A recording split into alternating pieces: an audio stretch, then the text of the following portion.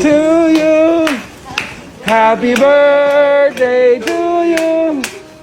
Happy birthday, happy birthday, happy birthday to you.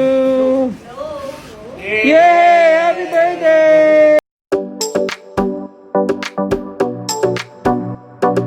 Isang taos-pusong mensahe ang ibinahagi ni Kris Aquino para sa kanyang panganay na anak na si Joshua Aquino na nagdiwang ng kanyang ika-31 kaarawan ngayong araw ng Biyernes, Hunyo 5.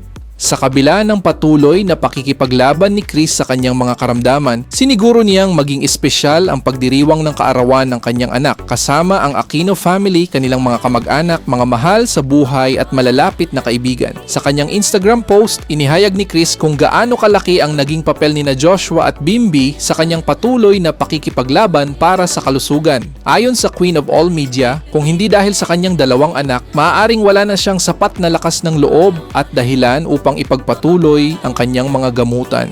Ibinahagi rin ni Kris ang hirap na dulot ng kanyang rheumatoid arthritis, lalo na ang matinding pananakit ng kanyang mga kasukasuan.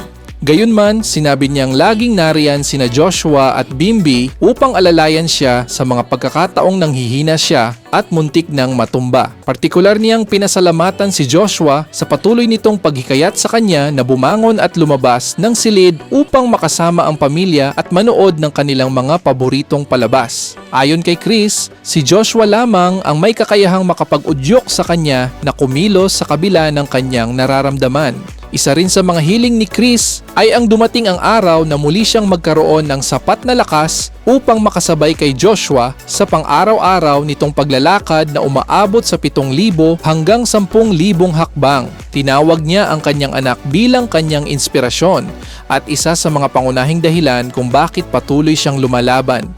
Sa pagtatapos ng kanyang mensahe, muling ipinahayag ni Kris ang kanyang walang hanggang pagmamahal para kay Joshua. Happy birthday, Kuya Josh! Had I not been yours and Bim's mama, I wouldn't have the courage and the purpose to continue with my treatments.